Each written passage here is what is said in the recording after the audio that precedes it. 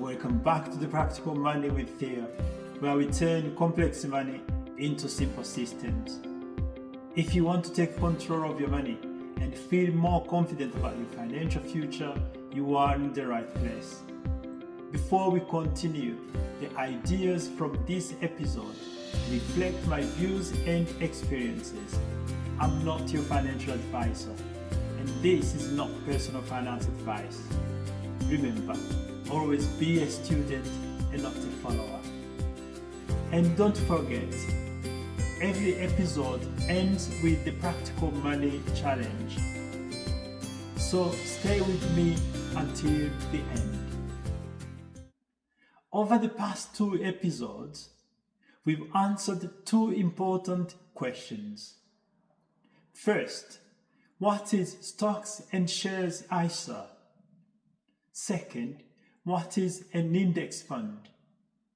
Today, we answer the next logical question. Where do you actually buy one? Let me ask you a question. Imagine you've decided to buy a car. What do you choose first? The car or the garage?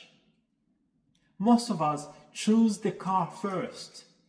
We decide what we want. Only then we decide where to buy it. Investing is exactly the same. First, decide what you want to invest in. Then, decide where you are going to buy it. But many beginners do the opposite. They spend hours comparing platforms before they even know what they want to invest in. Today, let's fix that. I'd like to share a personal story. Long before I discovered index funds or investment platforms, I thought I was doing everything right. Every month, I put some money aside. I opened high interest savings account. The interest looked good for a while. But after a year, the promotional rate ended. My money was still there, but the interest wasn't. So I moved my money. And then a year later, I moved it again. It felt like I was always starting over.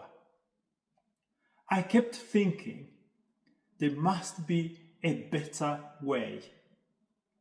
One day, I was talking to a friend, a former colleague. His name is Anderson. I told him about my frustration, how I kept moving from one savings account to another, and that I was looking for a better way to grow my money in the long term. He didn't tell me what to buy. He didn't try to sell me anything. He simply said, "Theo, why don't you learn about investment platforms?" At the time, it sounded like a simple conversation. Looking back, it wasn't. It changed my financial journey. Because without that conversation, I honestly don't know if I would have started investing when I did. So, Anderson, if you ever watch this, thank you. Your advice didn't just help me start investing. It helped change the way I think about money. And for that, I will always be grateful. Maybe you are exactly where I was. You've learned how to save. Now let's learn how to make your money work harder for you. So, what exactly is an investment platform? The simplest way I can explain it is this. An investment platform is like a car dealership. It's not the car. It's the place where you buy the car. In exactly the same way, an investment platform isn't the investment. It's the place where you buy your investments. That might sound like a small difference, but it's a very important one. Let me give you some examples. When you buy a car, you might go to a main dealer, an independent garage, or an online marketplace. They all sell cars. But they aren't the car. In investing, it's very similar. You may have heard of Vanguard, A.J. Bell, Hargreaves Lansdowne, Trading 212, your own high street bank. They are places where you can buy investments. They are not the investment themselves. At this point, some of you might be thinking, Theo, can't I just invest through my bank? The answer is sometimes yes. But before you do, ask yourself a few questions. First, what are the fees? Don't just look at today. Think about the next 10, 20, or even 30 years. Small fees paid year after year can make a big difference. We will come back to that in a moment. Second, can you buy the investments you actually want? Some platforms offer huge choice. Others are more limited. Make sure the platform fits your plan, not the other way around. Third, is it easy to use? If a platform is confusing, you are less likely to keep investing. Sometimes the simplest platform is the best one for you. So, should you invest through your bank? Maybe, but don't choose it simply because it is your bank. But choose it because it helps you achieve your investing goals. The platform isn't the investment. It's simply where your investing journey begins. Now, let's talk about something that many people overlook. Fees. At first, they don't look very important. You might see 0.2%, 0.45%, or even 1%, and think that doesn't sound like much. But here is the thing. It's not just the size of the fee. It's the fact you pay it year after year. Let me give you an example. Imagine two people start investing on the same day. They invest the same amount. They buy the same index fund. The market performs exactly the same for both of them. There is only one difference. Person A pays 0.2% a year. Person B pays 1% a year. At the end of the first year, the difference doesn't look very big. But then, the second year comes, and the third, and the 10th, and the 20th. Those fees keep coming out year after year. And here is the important part. It's not just the money you've paid in fees. It's also the growth that money could have earned if it had stayed invested. That's why small percentages can become very big numbers. This is one of the reasons Jack Bogle, the founder of Vanguard, believed strongly in keeping costs low. Not because low fees guarantee success, but because every pound you don't pay in unnecessary fees is another pound that remains working for you. Now, I'm not saying you should always choose the cheapest platform.